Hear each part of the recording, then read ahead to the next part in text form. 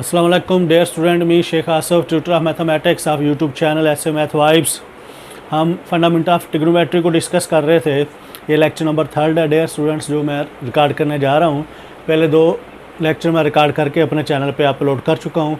Dear students, आप वहाँ पे जाके प्ले लिस्ट में फंडामेंटल ऑफ ट्रिग्नोमेट्री के नाम से फ़ोल्डर है, आप जाके वो 2 लेक्चर्स देख सकते हैं और अपने कंसेप्ट फंडामेंटल ऑफ ट्रिग्नोमेट्री पे क्लियर कर सकते हैं। आज का जो लेक्चर है 3 वो है जनरल एंगल के ऊपर, एंगल इन स्टैंडर्ड पोजीशन के ऊपर और ट्रिग्नोमेट्रिक फंक्शन उनके वैल्यूज़ के ऊपर। So general angle or coterminal angle, angle having same initial and terminal side are called coterminal angle. ऐसा एंगल जिस पे इनिशियल और टर्मिनल साइड सेम हो वो आपके पास कोटर्मिनल एंगल कहलाता है।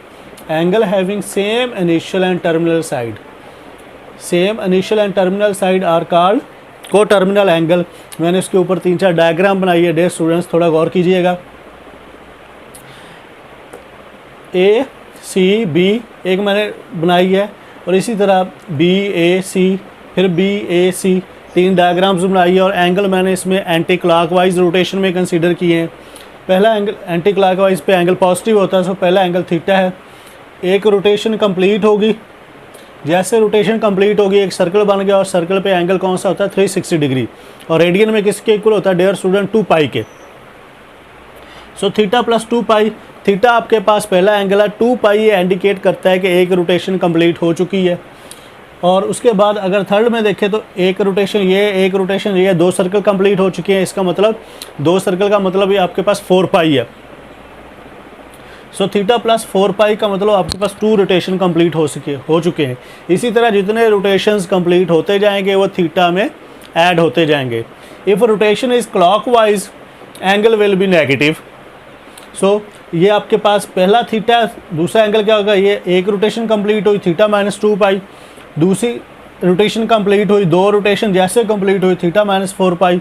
सो इस तरह हमने एक जनरल टर्म ड्राइव कर ली जनरल एंगल और कोटर्मिनल एंगल की, और वो डियर स्टूडेंट ये है general angle equal to theta plus 2 k pi.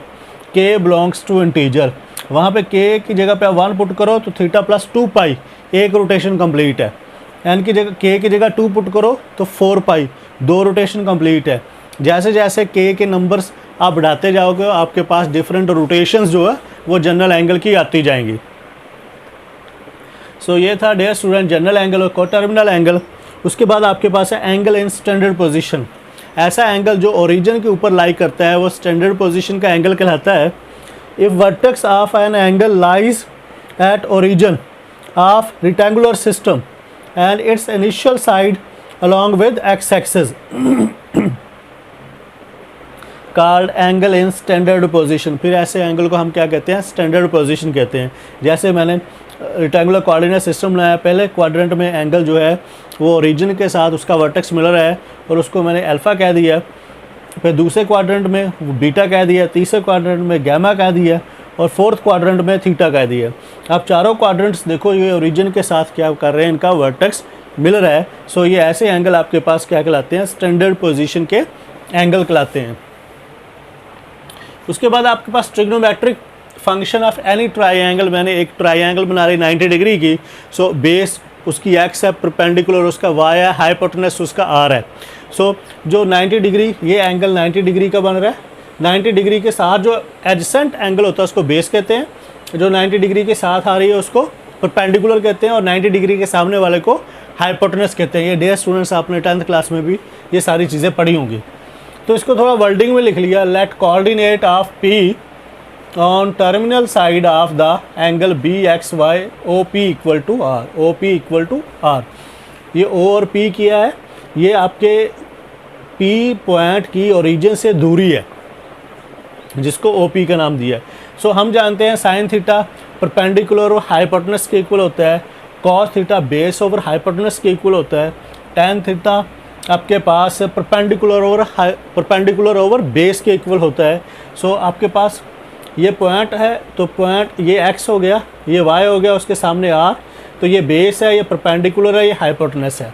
So sine theta y over r, cos theta x over r, tan theta y over x और इनके रेसिप्रोकल्स, साइन का reciprocal cosecant theta r over y, cos का secant theta r over x, tan का cot theta x over y. Just इनके reciprocals लेते जाने हैं तो आपके पास रिमेनिंग ट्रिग्नोमेट्रिक फंक्शन की वैल्यूज़ आती जानी है। आर जो यहाँ पे क्या है, ये मॉडुलस है इस पॉइंट की, इस ओरिजिन से दूरी। सो दूरी के लिए हम डिस्टेंस फार्मूला अप्लाई करते हैं, और डिस्टेंस डियर स्टूडेंट्स आपको पता है कभी नेगेटिव नहीं होता, तो आर मॉडुलस है वो हमेशा पॉजिटिव आएगा। By Pythagoras theorem r square equal to x square plus y square, Pythagoras theorem हम राइट ट्राइंगल पे अप्लाई कर सकते हैं, और वो क्या कहता है कि हाइपोटेनस का square equal to base plus perpendicular square. So ये आर है एक्स प्लस वाई स्क्वायर।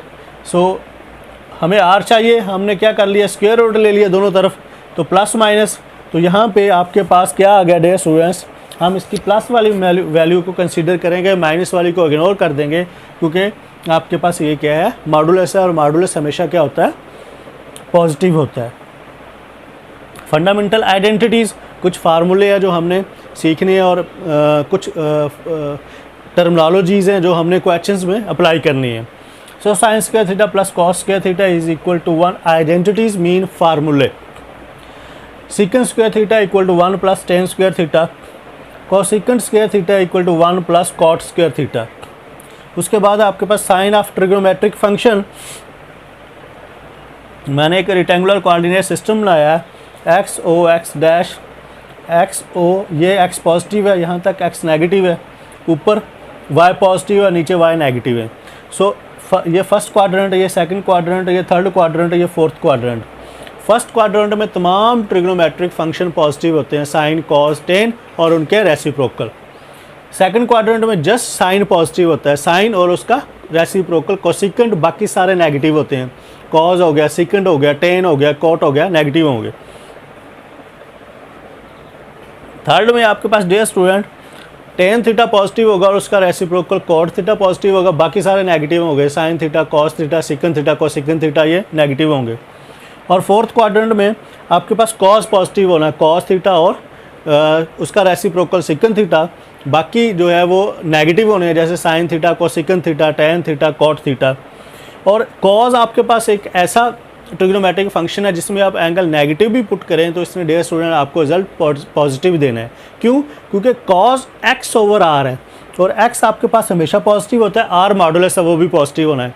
इस वजह से कॉस थीटा का जो एंगल है वो हमेशा क्या आना है, पॉजिटिव आना है। सो ये कुछ साइन ऑफ ट्रिग्नोमेट्रिक फंक्शन थे। अब हम क्या करते हैं, इन्हीं थ्योरी को हम इस्तेमाल करते हैं और एक कुछ हम एग्जाम्पल्स करते हैं ताकि जो थ्योरी हमने पढ़ी है उसकी हम एप्लीकेशन भी कर सकें। Find sine of second to 45 degree.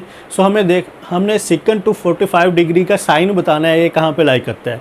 So dear student 245 degree जो है वो थर्ड क्वाड्रेंट में लाई करेगा, और थर्ड में आपके पास साइन सिकंड क्या होता है, नेगेटिव होता है, तो ये नेगेटिव का साइन आएगा क्योंकि वो थर्ड क्वाड्रेंट में लाई करता है। सिकंड माइनस टू 16 डिग्री, तो सिकंड और कॉस जो है वो माइनस को एडजस्ट कर लेते हैं तो ये पॉजिटिव आएगा सिकंड टू 16 डिग्री। अगर साइन लेस देन 0 हो, cos sine theta less than 0 हो, कॉस थीटा ग्रेटर देन 0 हो, तो आपके पास कौन सा क्वाड्रेंट में आएगा, ये फोर्थ क्वाड्रेंट में आएगा। क्वेश्चन है sine theta equal to 12/13 lies in first quadrant, find remaining trigonometric function. उसने हमें साइन थीटा बता दिया कि वो 12 और 13 के इक्वल है, वो कहता है रिमेनिंग ट्रिग्नोमेट्रिक फंक्शन निकाले, mean cos theta, secant theta, tan theta, cot theta, cosecant theta, हमने ये सारी वैल्यूज़ निकालनी है। सो हमें पता है साइन थीटा इक्वल 12 ओवर 13 क्या है, और ये भी हमें पता है कि sine theta equal to y over r के इक्वल होता है। अब हम ही यहाँ पे हम यही सीख के गए हैं। सो वाई ओवर आर, वाई 12 के इक्वल, 13 आर के इक्वल। सो अगर हम पैथागोरस थ्योरम लगाए तो हमारे पास आर निकल आएगा।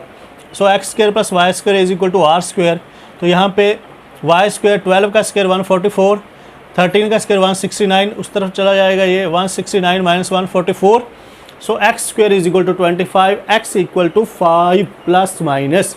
सो फर्स्ट क्वाड्रेंट में लाई कर रहा है तो फर्स्ट क्वाड्रेंट में एक्स पॉजिटिव होता है तो माइनस का साइन हम इग्नोर कर देंगे। सो डियर स्टूडेंट एक्स का रिजल्ट भी आ गया, वाई का रिजल्ट भी आ गया, आर का रिजल्ट भी आ गया, और हमने अभी यहाँ जो है trigonometric function of any angle में सीखा है, sine theta y over r, cos theta x over r, tan theta y over x, cosecant theta r over y, secant theta r over x, cot theta x over y. तो हमें x Y और are चाहिए था, सो हमने x Y और are find out कर लिया। इन सारे ट्रिग्नोमेट्रिक फंक्शन में आप ये वैल्यूज़ पुट कर दो तो आपके पास रिमेनिंग ट्रिग्नोमेट्रिक फंक्शन आ जाएगा। Cot theta equal to 15/8 not quadrant first, तो ये फर्स्ट क्वाड्रेंट में नहीं है। कॉस थीटा और कॉसिकन थीटा का रिजल्ट हमने फाइंड आउट करना है, जबकि कॉट थीटा 15/8 हमें गिवन है और ये भी बता दिया है कि ये फर्स्ट क्वाड्रेंट में नहीं है। सो टेन थीटा या तो फर्स्ट क्वाड्रेंट में पॉजिटिव होता है या डियर स्टूडेंट थर्ड क्वाड्रेंट में पॉजिटिव होता है। ये पॉजिटिव इट मीन्स फर्स्ट में नहीं है तो थर्ड में होगा।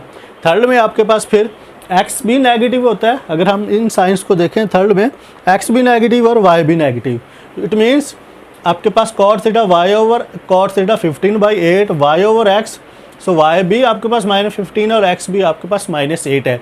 ये कहाँ से पता चला? क्योंकि ये थर्ड क्वाड्रेंट में है, थर्ड में एक्स और वाई दोनों नेगेटिव होते हैं। सो फार्मूला अप्लाई किया, आर निकाला, x square plus y square square root, so 15 का स्क्वायर 225, 8 का स्क्वायर 64, 2 8 9 17 आ गया। सो मैंने बताया था डियर स्टूडेंट्स आर मॉडुलस है, मॉडुलस हमेशा क्या होता है? पॉजिटिव होता है। तो हम क्या करेंगे? 17 लेंगे। अब हमारे पास एक्स आर और वाई का रिजल्ट आ गया, तो हम कॉस थीटा और कोसिकन थीटा वो पूछ रहा था, so x over r over y -8/17 और -17/15। सो आप बाकी सारे ट्रिग्नोमेट्रिक फंक्शन भी निकाल सकते हो क्योंकि आपके पास एक्स वाई और आर आ गया। ये डियर स्टूडेंट्स हमने आज सीखा है कि जनरल एंगल क्या होता है, कोटर्मिनल एंगल क्या होता है, फिर हमने साइन थीटा, कॉस थीटा और टेन थीटा की ट्रिग्नोमेट्रिक वैल्यूज़ निकाली हैं कि वो किस किस के इक्वल होती हैं, और उसके बाद हमने जो है वो साइन सीखे हैं कि किस क्वाड्रेंट में कौन सा ट्रिग्नोमेट्रिक फंक्शन पॉजिटिव होता है, फिर हमने उसके ऊपर एप्लीकेशन की है। सो उम्मीद है डियर स्टूडेंट्स आपको आज वाले इस क्लास की समझ आ गई होगी और आप ये फर्स्ट ईयर की मैथमेटिक्स एक्सरसाइज 9.2 आज के लेक्चर में ये सारी कवर हो जाएगी। आप ये लेक्चर देख के वो पूरी की पूरी एक्सरसाइज खुद कर सकते हैं। और जाते हुए एक बात ज़रूर देखिएगा, ये चिड़िया है जो आपसे कुछ कहना चाह रही है, तो जो ये कहती है उसको थोड़ा फॉलो कीजिएगा। अल्लाह हाफिज़।